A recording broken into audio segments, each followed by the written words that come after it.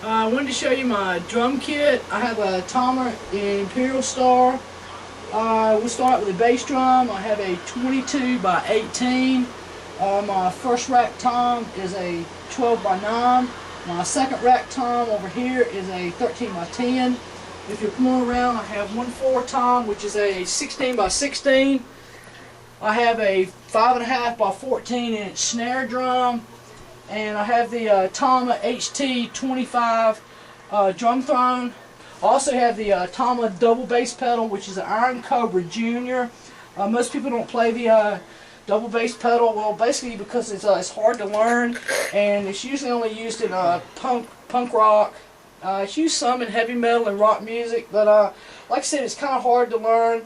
But I play Christian style music, and I really enjoy the double bass pedal because it adds that extra kick. I also have the DTS Rhythm Tech tambourine, which really sounds good with the music. I have a 14-inch New Beat Zildjian hi-hat. I have a Zildjian Scimitar Bronze 16-inch crash. I have a Zildjian Scimitar Ride 20-inch.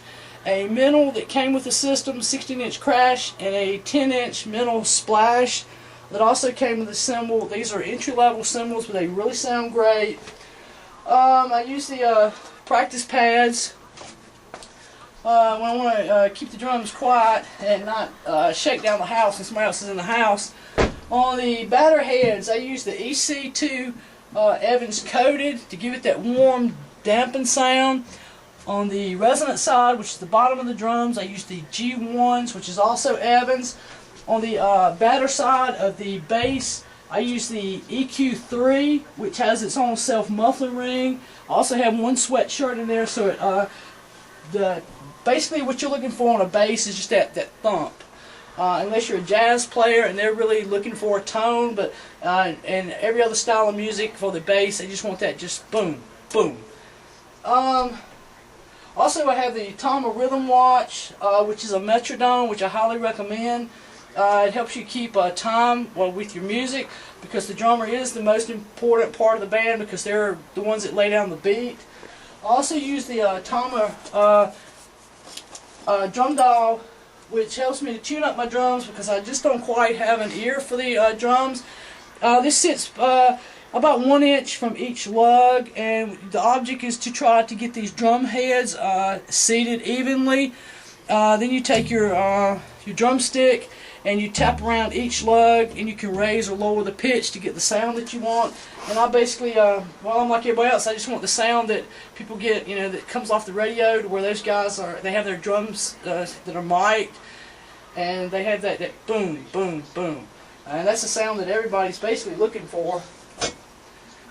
I also have one mic. Like I said, I hadn't invested in expensive mics yet on each drum. I have one mic that covers the whole kit. If you step around, I have a mic in front of the bass drum, and both of those are wired into a karaoke, because I do record when I play. That's when I listen back. It helps me to determine if I'm dragging behind the music or jumping ahead of the music. That's pretty much it. I don't think I've missed anything. Oh, there's one other thing.